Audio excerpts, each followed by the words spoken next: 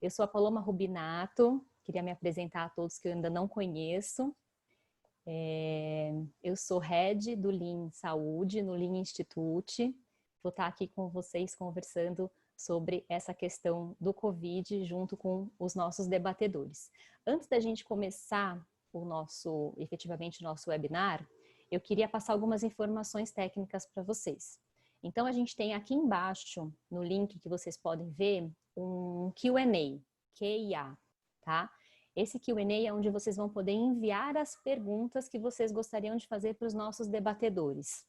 Essas perguntas, para a gente também deixar o nosso webinar bastante interativo, elas vão poder ser votadas. Então, além de você mandar a pergunta, você pode votar na pergunta dos seus colegas, né? Se quiser votar na sua própria pergunta também, de repente ela sobe mais.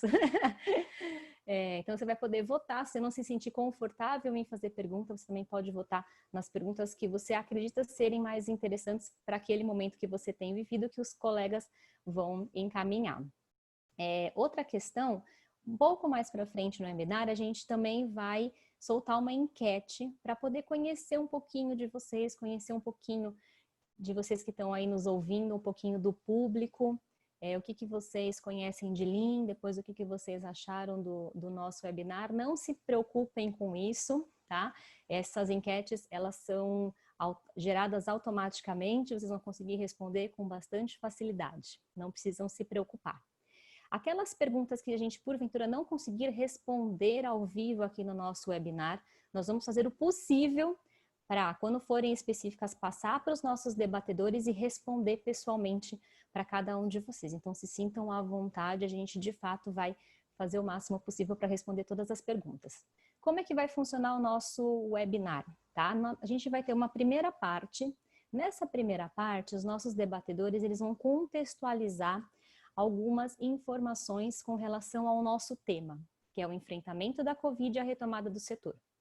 Para facilitar a nossa estrutura, nós dividimos isso em 4 grandes blocos. Então, nós vamos falar do enfrentamento que as instituições precisaram, de fato, estabelecer para a gente poder ter esse enfrentamento, de fato, da Covid, para a gente poder passar por essa situação, por essa pandemia. Num segundo momento, a gente vai falar um pouco do que a gente visualiza no setor da saúde, como é que a gente vê os nossos futuros próximos passos, apesar de também incertos, mas algumas coisas a gente já consegue ter de visualização. Depois a gente vai falar um pouco do indivíduo, como é que está sendo a experiência para o paciente familiar. E na quarta parte a gente vai falar como tudo isso se conecta com o Lean. Então, na nossa primeira parte, nós vamos dividir aí a nossa discussão de contextualização nesses 4 cenários.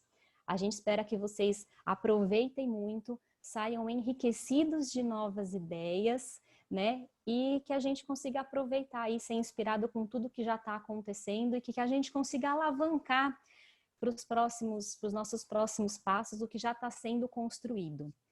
Numa segunda parte, a gente vai resgatar as perguntas que vocês vão enviar, já podem enviar a partir de agora, para a gente poder aí responder com os nossos debatedores. Tudo bem? Então, vamos começar. Cláudia, obrigado pela sua participação. Como eu disse, a Cláudia é diretora de operações e enfermagem do Hospital Albert Einstein, é enfermeira e mestre em nefrologia, tem MBA executivo em gestão de saúde pelo ISPER com extensão internacional e também é certificada CPXP pelo Barrel. Muito obrigada pela sua participação, Cláudia. Cláudia, a gente vivencia aí na saúde um momento de transformação muito importante. A gente vê uma questão de redefinição de fluxos, agilidade no atendimento, uma organização para absorver uma demanda que até então não estava planejada, né? E ao mesmo tempo a gente ouve, né, instituições de saúde privadas também com uma queda de demanda eletiva, né? No seu paper do Instagram, Cláudia, que eu tive a oportunidade de ler, aliás, parabéns, estava ótimo, trazia muitas informações relevantes. Você comenta que vocês começaram a se organizar para essa pandemia em janeiro, né? Então, visualizando o que estava acontecendo no mundo, em janeiro você já começou a se organizar internamente para poder receber e vocês foram foi a instituição que recebeu um dos primeiros pacientes de Covid, né? E aí você comenta no seu paper algumas mudanças que vocês precisaram fazer. Eu vou dar um exemplo depois, se você puder comentar as que você acha mais relevante, mas você falou que vocês montaram uma central de inteligência para poder pegar informações do que estava acontecendo no mundo inteiro, para poder se estruturar. Conta um pouquinho para a gente, Cláudia, como é que foi essa estruturação, como é que está sendo esse momento para vocês, como é que essa preparação antecipada trouxe aí um melhor conforto ou não para vocês? E uma última pergunta para fechar, de todas as mudanças que vocês fizeram, o que você enxerga que fica para o futuro? Né? Ou o que você enxerga que foi momentâneo para a pandemia? Bem. Bom, Paloma, primeiro, boa tarde. Um prazer muito grande estar aqui com vocês, né? Obrigada pelo convite, Paloma. Prazer estar aqui, Marcelo, Flávio e Fred, para a gente trocar aí algumas ideias, né? Um momento tão crítico e tão difícil para todos nós, né? Sempre que a gente pensa numa pandemia, né, eu entendo, a gente tem classicamente 3 momentos, né? O primeiro momento, que é o foco em trabalhar no achatamento da curva, né, onde a gente quer fazer o controle da pandemia. Um segundo momento, que é efetivamente o combate, né, então as intervenções que a gente precisa fazer para estabelecer ou restabelecer a nossa atividade econômica, e o terceiro momento, que é o futuro, que a gente está ainda um pouquinho longe dele, que é o novo normal aí que vem pela frente, como todos estão falando. Então, para este primeiro momento do achatamento da curva, é fundamental a antecipação, e a gente sentiu isso claramente, né? É fundamental você se preparar para o pior cenário, esperando que aconteça o melhor cenário. E foi isso que nós fizemos aqui no Einstein, na nossa instituição. Então, desde o primeiro caso que surgiu no final de dezembro em Wuhan, na China, e a primeira morte já acontece no início de janeiro, nós imaginamos que essa pandemia poderia chegar ao Brasil. E depois, acompanhando a situação de outros países, a pandemia se alastrando pela Itália, por países da Europa, a gente imaginou que os primeiros países, né, que o primeiro hospital a ser acometido no Brasil seria seguramente um hospital privado e não um hospital público. Então, desde o início de janeiro, nós traçamos o primeiro passo, que foi formar um comitê de gestão da crise do novo coronavírus. Né? Então, esse comitê contou com a participação de profissionais da alta direção, profissionais técnicos, né? O SCIH liderando grande parte das ações, de vários membros da diretoria, multidepartamental, multidisciplinar, então um comitê bem grande. E neste comitê nós tínhamos diversos subcomitês. O primeiro deles era o comitê de inteligência, né? Que foi até uma ideia do nosso diretor aqui, do Dr. Miguel Sendorolo Neto, né? E então formamos um comitê que era responsável por buscar informações atualizadas sobre a doença, né? Uma doença completamente desconhecida. Então, diariamente buscávamos e buscamos até hoje as melhores informações que eram publicadas. E a partir dessas informações, nós pudemos estabelecer os protocolos, que são igualmente revisitados praticamente todos os dias. Então, como é que eu faço o diagnóstico, que testes são importantes, como é que eu defino os protocolos de prevenção, os protocolos de tratamento, os protocolos de cuidado. Então, esse comitê de inteligência teve este papel fundamental e até hoje ele atua buscando as melhores informações. Um outro comitê que nós formamos foi um comitê de epidemiologia. É fundamental você saber com que cenário você vai lidar, você se preparar para um número determinado de casos que você vai lidar na sua instituição, no seu estado, no seu país e assim por diante.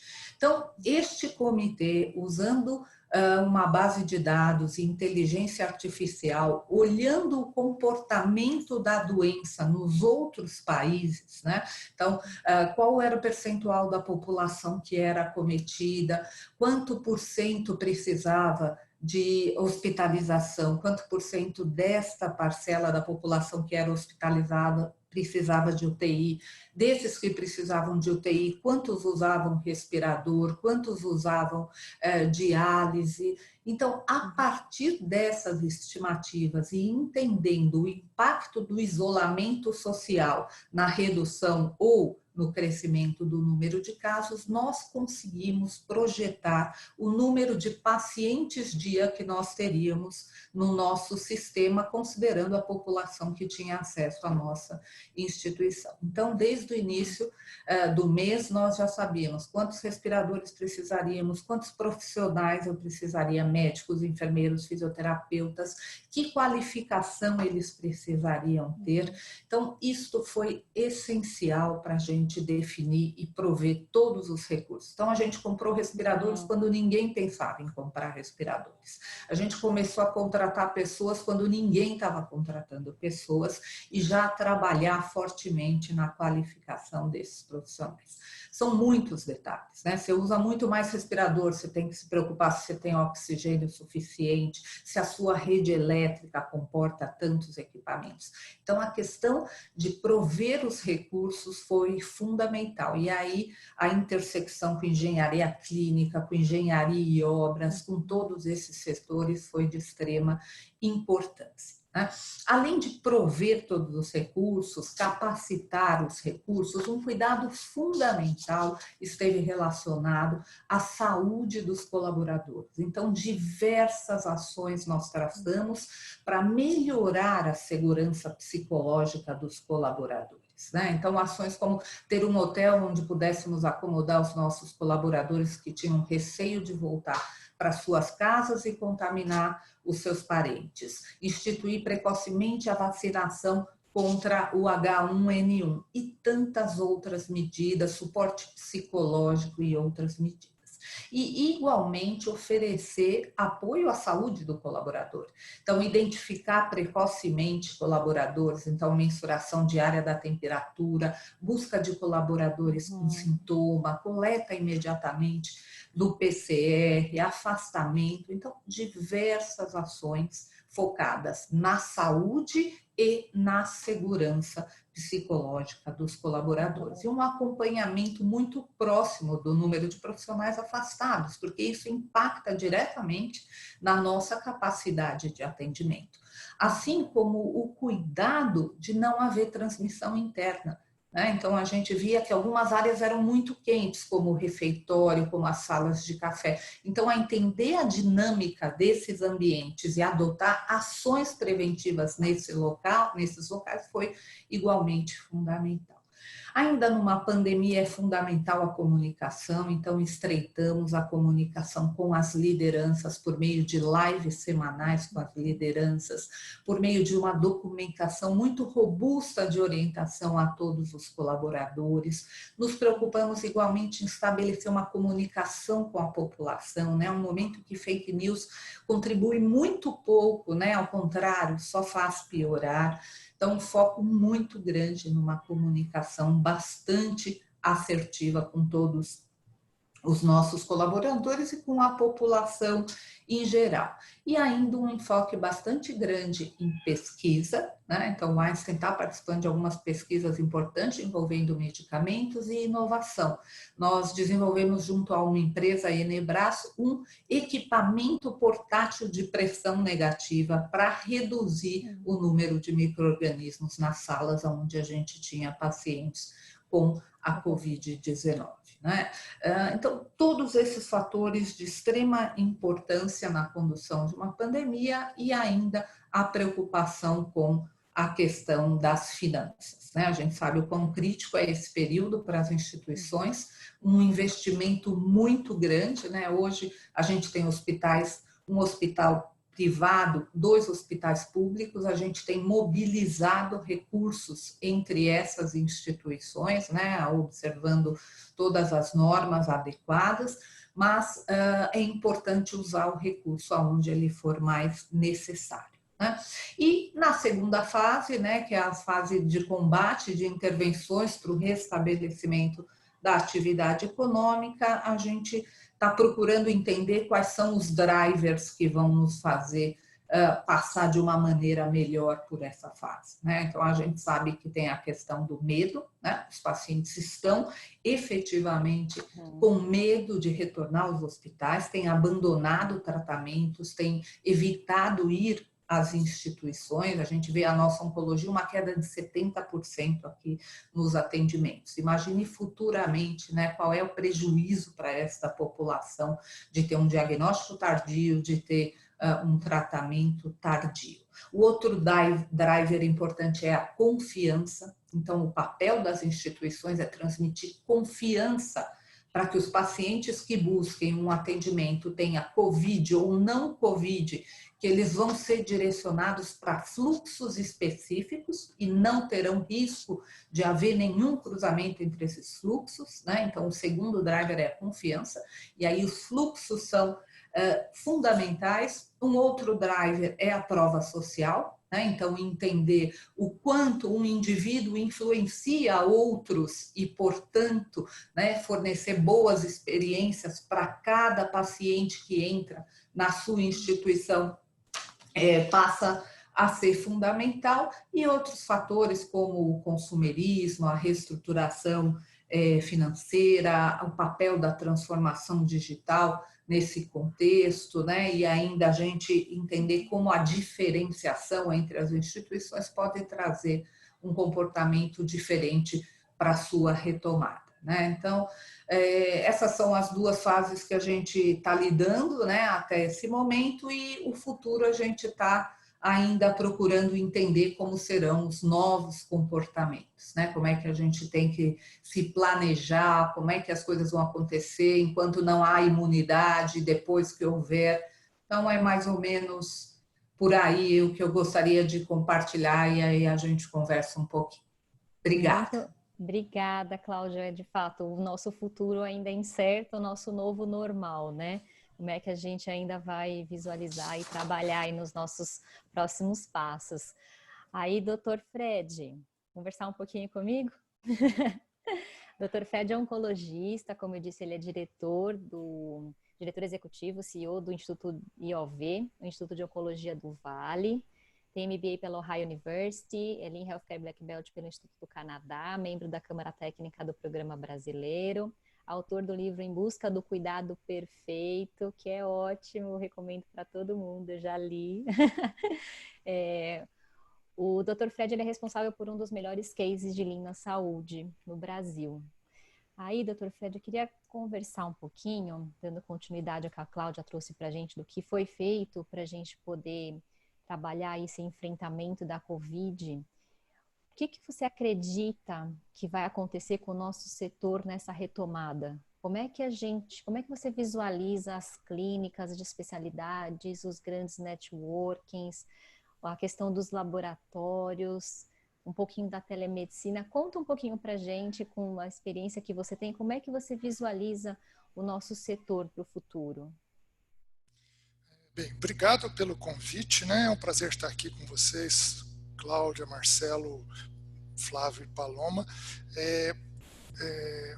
O que a gente viu acontecendo aqui, né? Foi um cenário, só para um contexto um pouco diferente, é porque eu também dirijo um pronto-socorro aqui na cidade, público, de SUS. E esse pronto-socorro, por esse motivo, eu também participo do Comitê Municipal de Enfrentamento à Covid, que nós estamos reunidos desde do final de janeiro, tratando da pandemia.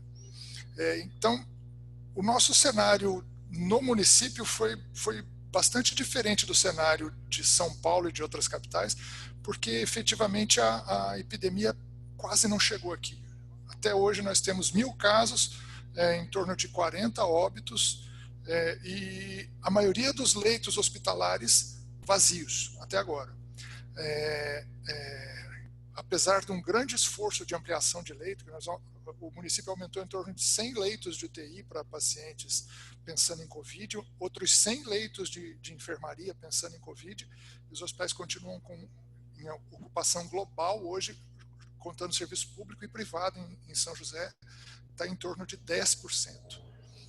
Imagina o impacto disso na estrutura operacional de um hospital, na estrutura de um serviço de qualquer espécie, né? Assim, seja ele um centro de imagem, uma clínica radiológica de dermatologia, uma clínica de especialistas.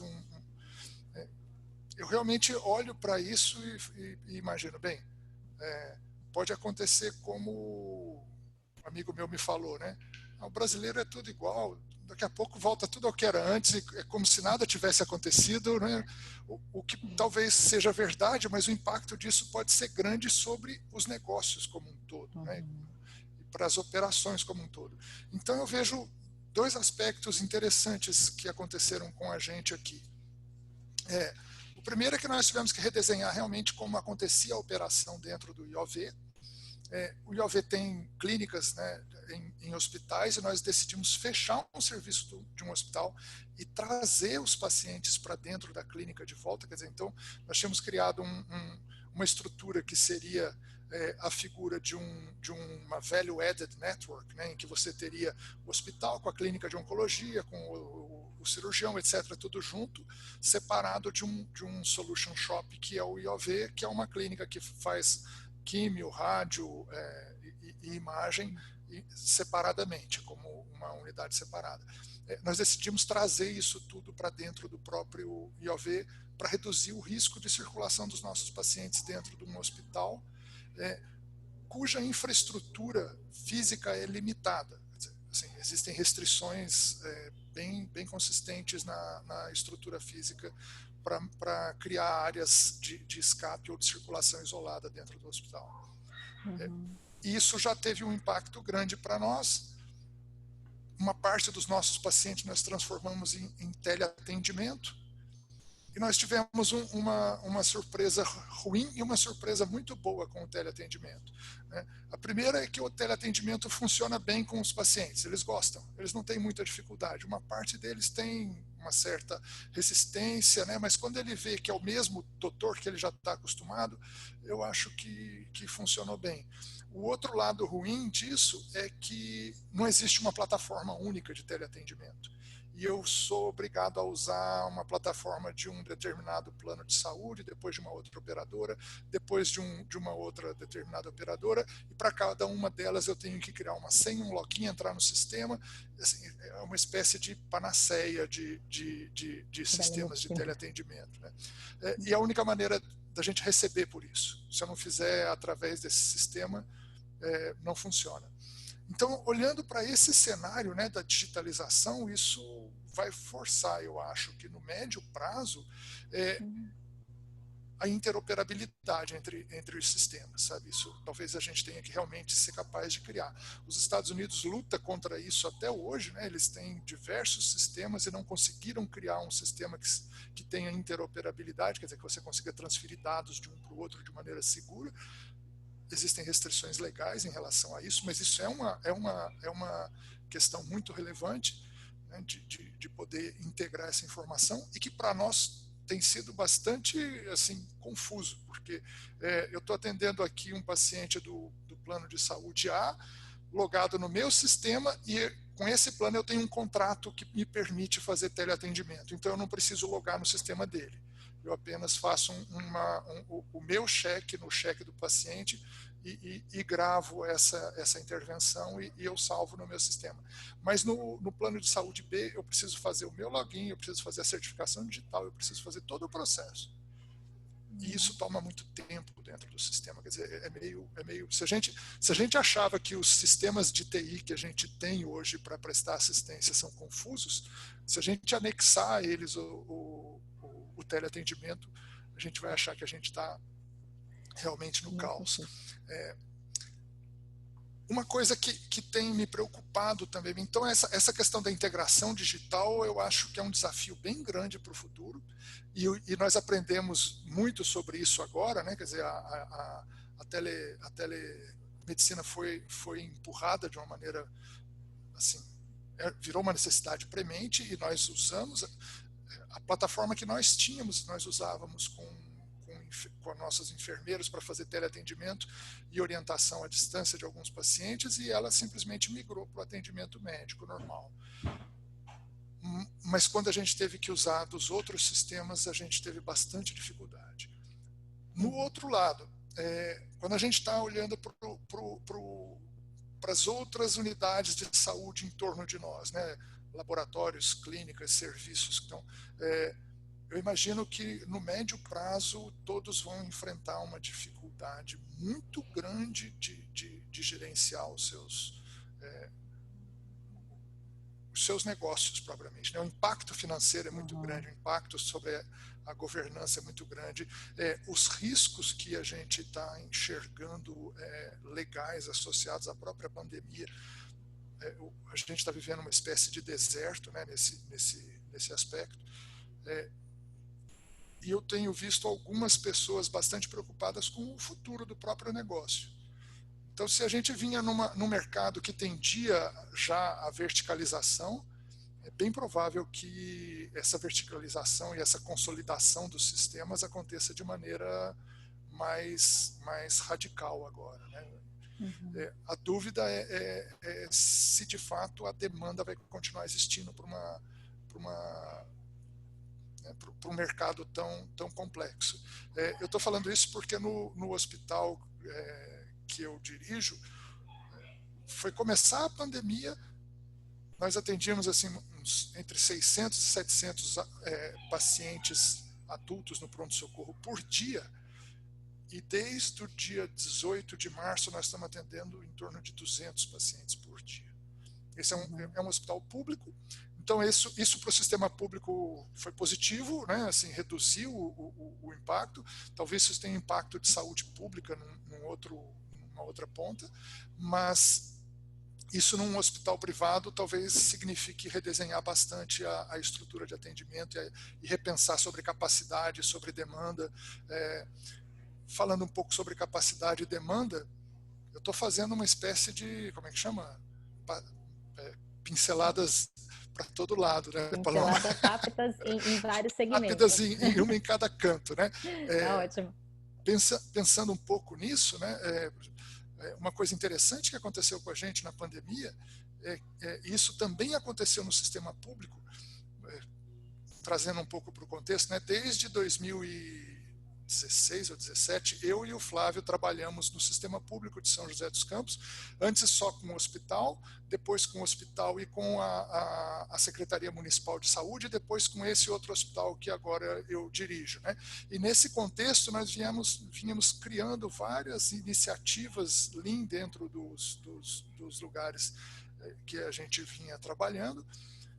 E dentro da prefeitura a gente tinha uma dificuldade típica de qualquer centro privado de atendimento, né? O médico, ele quer todos os seus pacientes esperando lá e ele vai atendendo, puxando a fila, né? Bota a fila para correr e ele fica lá sentado com a fila andando. Com a pandemia, ele falou, não pode não, eu tenho que botar 30 minutos entre um paciente e outro no sistema privado. Acabou. Todo mundo concorda. Hoje eu não tenho ninguém na minha sala de espera, eu tenho 4 médicos atendendo full time, tudo vazio, e o doutor não está brigando. Antes eu tinha muita dificuldade, porque assim, era uma pressão. Eu acho que isso daí o Marcelo e a Cláudia devem ter ouvido esse tipo de história por aí, né, em hospital, que é uma dificuldade gerenciar um fluxo contínuo para consultório médico. Esse problema deixou de existir, então isso foi um avanço. E por outro lado, no sistema público, nós conseguimos negociar durante a pandemia, né, e estamos negociando até agora, organizando para criar o acesso avançado para os pacientes. O que quer dizer isso? Ter as unidades de saúde com horários disponíveis para quem chegar, bater na porta e ser atendido no mesmo dia. Que é uma premissa do SUS, isso faz parte do modelo de acolhimento, mas que poucos lugares conseguem executar isso com eficiência. E diante da crise, né, e desse contexto todo de crise, nós falamos, olha, não vai ter outro jeito, vai ter que ser assim, gente. Não adianta a gente ficar telefonando e agendando e tal, é melhor deixar a porta aberta e a gente atende quem chega. E divide os horários, né? Eu tenho lá metade da minha agenda com paciente pré-agendado e outra metade da agenda eu deixo aberta e quem vier eu vai ser atendido no mesmo dia. Isso já está começando a funcionar no município de forma incipiente, mas provavelmente isso nunca mais deixará de ser dessa forma, né? Então, assim, muitas coisas a gente aprendeu nessa pandemia. Uma coisa interessante que também e que eu acho que tem impacto, né, que o fato da gente estar trabalhando já com Lean há algum tempo permite a gente lidar com mudança com certa tranquilidade e com mais agilidade. Então, nós fomos capazes de criar pequenos ciclos de melhoria e ir testando mudanças a cada 2, 3 dias dentro do processo do hospital, por exemplo, e do próprio IOV, em que nós testávamos o resultado de cada pequena mudança durante 2, 3 dias. E isso permitiu a gente criar um fluxo bastante seguro. No prazo de uma semana, você muda radicalmente o processo de assistência e sem muita turbulência, sem muito sofrimento, sem muito, que é uma coisa comum, né? As pessoas têm muita dificuldade de mudar. Diante dessa crise, a mudança virou uma necessidade, não diminuiu a ansiedade em relação à mudança, as pessoas continuam tendo muita dificuldade com isso, né? Mas a gente tem tratado disso, e isso a Cláudia falou e a gente tem feito, dentro do hospital, a assistência psicológica que antes era dada para os pacientes, ela acabou sendo dirigida para os colaboradores, até mesmo para reduzir um pouco o contato e diminuir a circulação de pessoal dentro das enfermarias.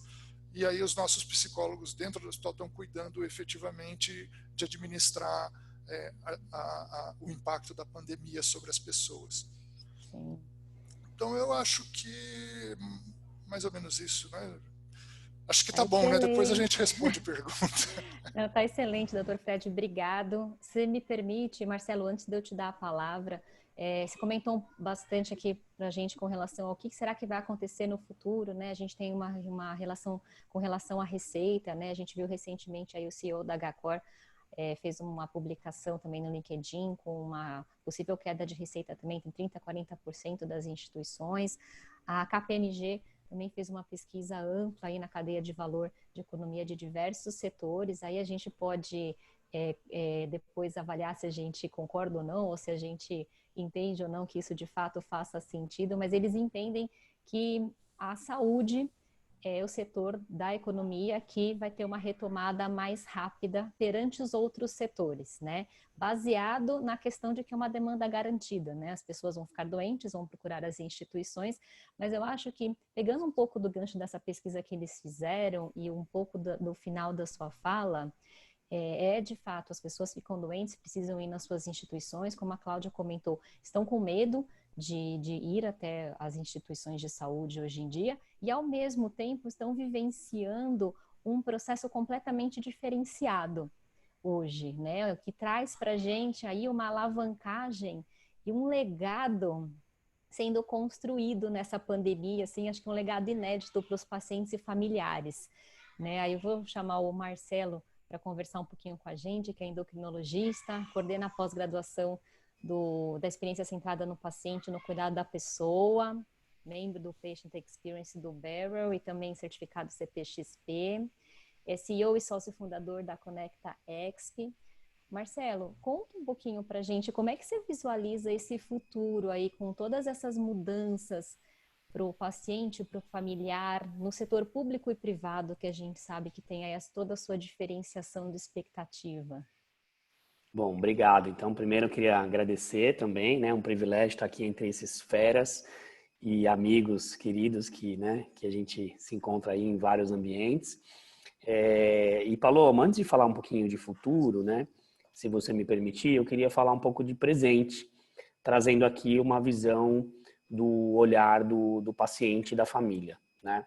Então, quando a gente fala sobre a temática e experiência, eu queria trazer um pouco a questão da experiência sob a ótica, independente do que a gente está vivendo do coronavírus, mas também nesse momento atual. E aí eu trago a minha reflexão do que a gente, de como eu vejo, né, as coisas acontecendo aí daqui para frente. E eu acho que assim, o primeiro ponto então que eu queria trazer é que assim, todas as interações que o paciente vai ter, né, ao longo do seu cuidado aí, e que vai impactar na sua percepção, isso gera uma experiência. Esse é o próprio conceito aí do que é a experiência, né? E quando a gente fala, então, continuidade no cuidado, né, a gente se remete à questão de jornada. E jornada tem muito a ver com fluxo, né? E que tem muito a ver com o que a gente está conversando aqui. Ao longo da jornada do paciente, e quando nós estamos ali naquele papel de paciente ou de familiar, a gente interage com muitos atores, né? E o que de fato influencia a nossa experiência? Basicamente, são 3 coisas que, ao longo da nossa jornada, vai influenciar a nossa experiência. Uma delas está relacionada a pessoas, e aqui a gente tem as questões técnicas e as questões comportamentais aí das pessoas, né, que a gente vai tendo contato.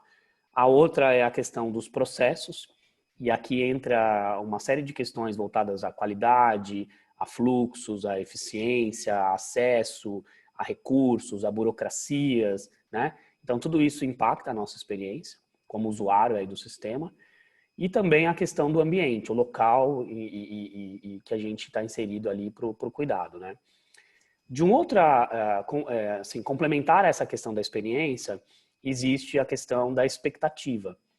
Nós somos seres diferentes, né? Por quê? Porque cada um de nós aqui tem o seu histórico, a sua vivência, e provavelmente o que eu espero para um determinado momento pode ser um pouco diferente do que você espera. Claro que a gente vai ter elementos comuns, né, entre nós, porque nós somos seres humanos e nós temos necessidades aí que são semelhantes. Então, acho que coisas básicas é assim, o mínimo que todos nós esperamos é que saibam o que a gente tem, né, deem o diagnóstico correto, tenham o melhor tratamento e que, de fato, tratem a gente com respeito, com cordialidade, né, valorizando aí quem nós somos como pessoas.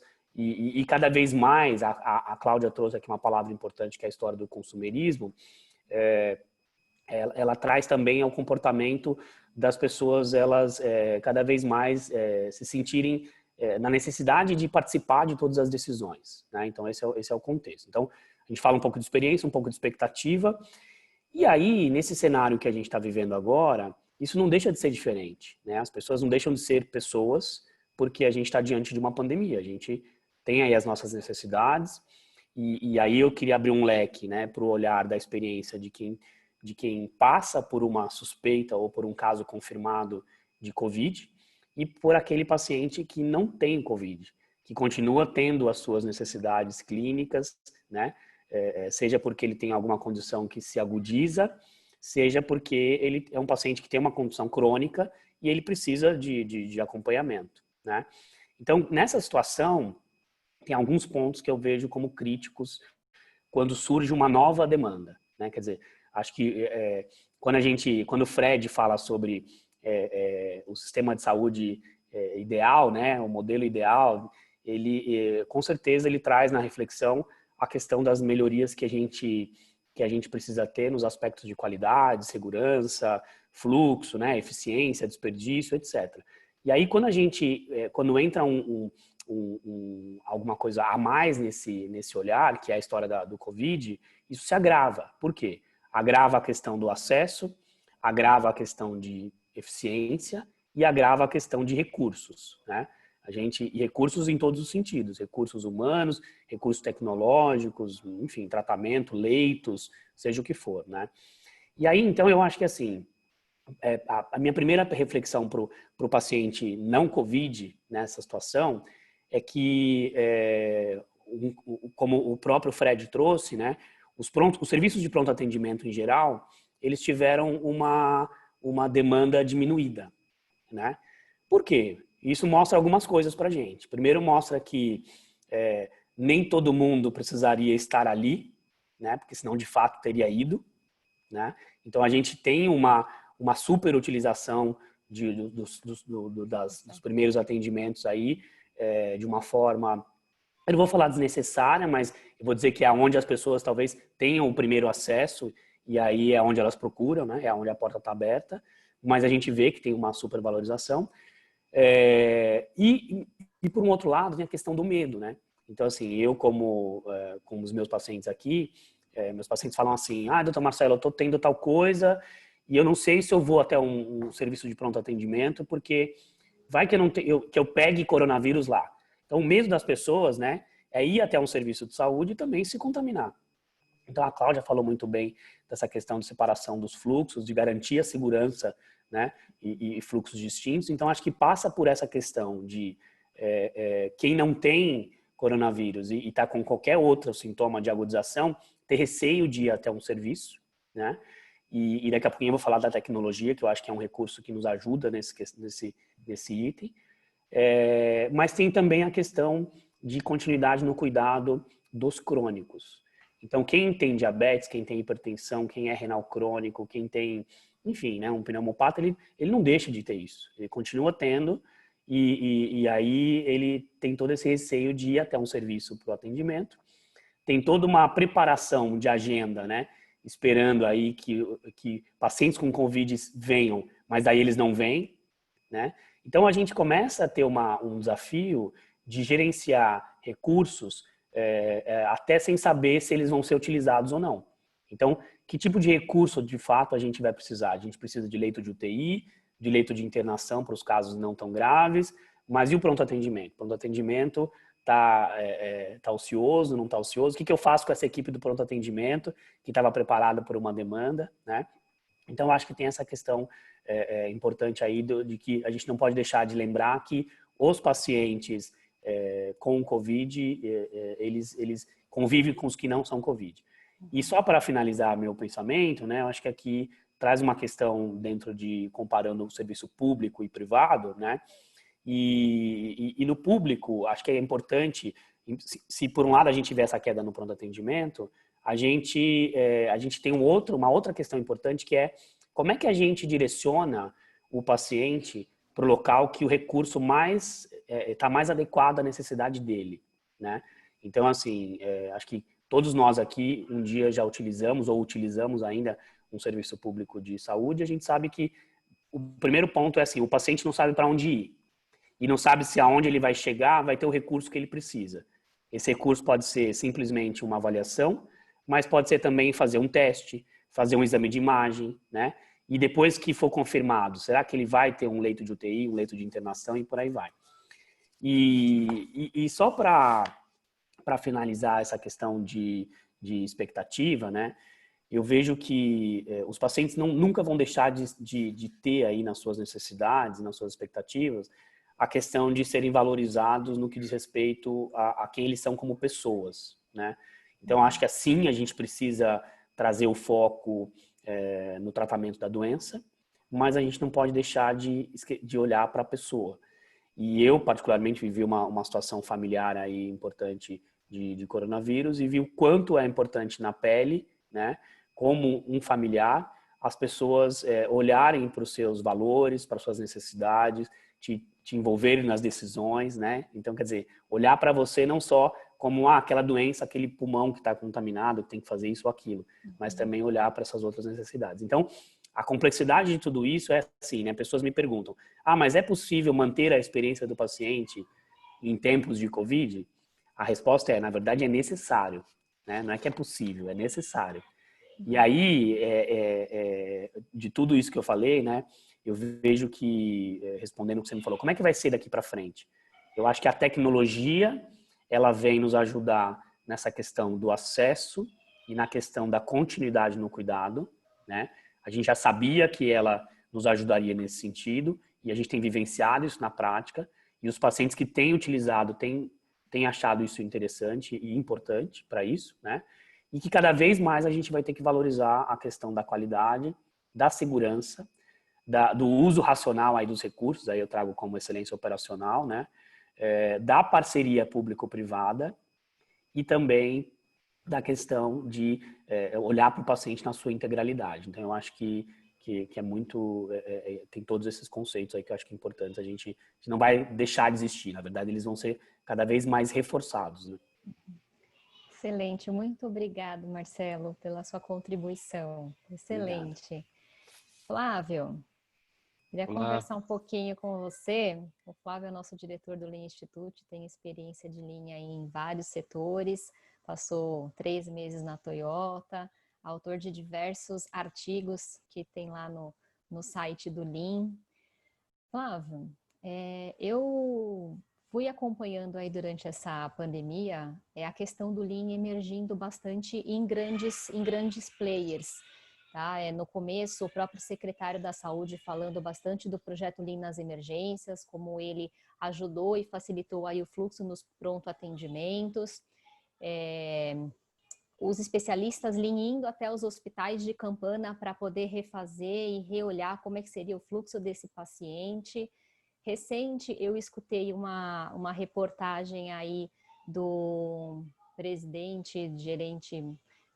o diretor executivo da Prevent Senior, e acho que a Prevent Senior é uma operadora bastante importante nessa questão de pandemia, né? Ele atende aí uma faixa etária, que é a nossa faixa etária de risco, né? Uma faixa etária aí, a média de 68 anos, né? Tem mais de 400 centenários na sua operação. 70% dos idosos que têm plano de saúde em São Paulo são atendidos por essa operadora, e ele trouxe uma informação que eu achei bastante relevante, que a organização que eles fizeram para poder atender esses pacientes de Covid antecipada, né, eles estabeleceram 3 hospitais da sua rede para atender só pacientes Covid. Eles tiveram, de fato, uma clareza e uma comunicação aí para a imprensa bastante importante. E ele trouxe uma informação que ele tem mais de 100 médicos com conhecimento Lean, que fizeram aí bastante ações de antecipação, de ligar para o paciente, de ajustar fluxo. Como é que você vê aí, Flávio, essa questão do enfrentamento, de como que a gente visualiza o setor, como é que a gente acolhe o paciente, o familiar, como o Marcelo trouxe para a gente, agregando valor para o nosso cliente aí nesse nosso mundo Lean? Joia. Paloma, muito obrigado. Obrigado, Marcelo, Fred, Cláudia. Muito bacana ter vocês aqui compartilhando conosco um pouco dessa experiência que vocês têm, e eu tenho certeza que os nossos participantes aí estão aproveitando bastante. Para a gente, Paloma, quando a gente ouve assim que esse conhecimento Lean, de uma certa forma, está sendo útil para que as pessoas repensem os seus processos à luz de uma crise, para a gente é música. Né? Porque, no fundo, nós temos trabalhado ao longo dos últimos anos, 20 anos, mais do que isso um pouquinho, tentando trazer o conhecimento Lean para as organizações. Né? Nos últimos 10 anos, o nosso foco tem sido mais a área da saúde. A gente tem visto coisas interessantíssimas acontecendo, e quando a gente percebe que isso, de uma certa maneira, tem feito a diferença, por menor que ainda seja esse impacto, né? Porque a gente acredita que tem muito ainda por vir, né? O nosso desafio está começando. Para a gente isso traz esperança, né? Que o nosso trabalho como instituto e o nosso trabalho, não só no Brasil em nível global, né? Nós somos parte de uma rede global tentando fazer isso no mundo todo, é esperançoso, né? Então, é muito legal, e isso reforça um pouco o potencial que a gente tem ainda pela frente, né? Seja atuando no nível da organização, quer dizer, dentro da gestão de uma organização como o caso da Cláudia, né? Quer dizer, como é que o Einstein aplica esse conhecimento, o fato de estar preparado para estar preparado. Eu acho que isso ficou muito evidente na fala da Cláudia, né? Assim, não é qualquer um que está pronto para estar apto a lidar com uma situação como essa. Então, isso tudo é muito legal, seja no nível da organização, seja no nível do sistema, né? Como o Fred tem atuado, quer dizer, aproximando setor público, setor privado, ele já faz um trabalho há alguns anos, né? Ou mesmo na perspectiva que o Marcelo trouxe, a perspectiva do indivíduo, né? Lean pode ter um papel extremamente importante em todas as dimensões, né? Esse conceito ele é originário da Toyota, né? A gente é inspirado pelo que a Toyota vem fazendo ao longo dos últimos anos e décadas, na verdade, mas a gente tem visto o potencial da aplicação disso em vários outros setores, e a saúde é mais um deles, né? Onde isso de fato tem feito a diferença. E a gente, como instituto, quer continuar fazendo isso, né? A gente quer que cada vez mais profissionais, cada vez mais pacientes, cada vez mais gestores conheçam esses conceitos e sejam capazes de aplicar isso em bases diárias. Porque Lean é uma tecnologia humana, diferente de tudo que a gente vê, é uma tecnologia que tem a ver com como as pessoas lidam com outras pessoas e como as pessoas interagem com os problemas e as dificuldades do dia a dia.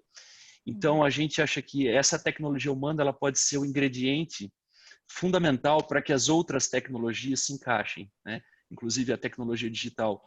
No mundo que a gente está vivendo, a gente começa a ter tanto desperdício de tempo de pessoas, de vários profissionais, clientes, pacientes, todo mundo perdendo um tempo enorme e as empresas investindo milhões e bilhões, né, em soluções digitais que não necessariamente vão trazer o benefício que se está buscando. Então, tem todo um desafio aí e a gente, como instituto, entende que o nosso papel é trazer esse ingrediente para que as pessoas pensem diferente e tomem as decisões corretas, né, para que a gente tenha um crescimento e uma sustentação de todos os setores na economia.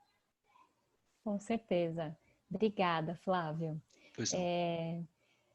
Depois dessa nossa conversa, eu vou pegar uma pergunta aqui. A gente recebeu algumas perguntas dos nossos participantes. Queria agradecer a participação de todos. Nós estamos chegando aí no nosso momento final. E a gente tem uma pergunta mais votada. Eu acho que cada um de vocês falou um pouquinho já sobre isso. E a pergunta mais votada, ela traz de volta para a gente aí essa questão da transformação digital na época de pandemia. Então, o Denis pergunta para a gente quais os principais problemas e as principais soluções digitais que os hospitais estão trabalhando para os pacientes, mantendo os princípios Lean, né? Então, assim, como é que essa transformação digital aí tem acontecido na nossa pandemia? Vou pedir aí alguns minutinhos, se a Cláudia puder ajudar a gente nessa resposta e depois o Dr. Fred complementar um pouquinho, eu agradeço. Bom, acho que primeiro o uso, não há dúvida, né, o uso de dados, né, então você ter dados hoje é fundamental e usá-los da melhor maneira, então o Big Data, e especialmente a inteligência artificial tem nos ajudado muito a melhorar a atenção aos pacientes. Então, um exemplo foi poder fazer projeções, né, o outro exemplo que a gente tem aqui é o uso da inteligência artificial para sequenciar, né, o vírus, e a gente pôde lançar um teste, né, então isso é um diferencial enorme, porque vai poder ser usado em massa. Então, essas são, acho que, as contribuições mais importantes quando a gente olha aí do ponto de vista do que a gente já tem hoje, né? Acho que o Marcelo citou bem, né, a questão do uso da telemedicina, que permitiu, nesse momento, acesso e continuidade do cuidado. Isso foi fundamental para a gente garantir um mínimo de atenção para os pacientes, né? E a gente viu cenários muito complicados de pacientes não indo às instituições e indo até a óbito nas suas residências. Então, a telemedicina, nesse momento, teve um papel essencial, né?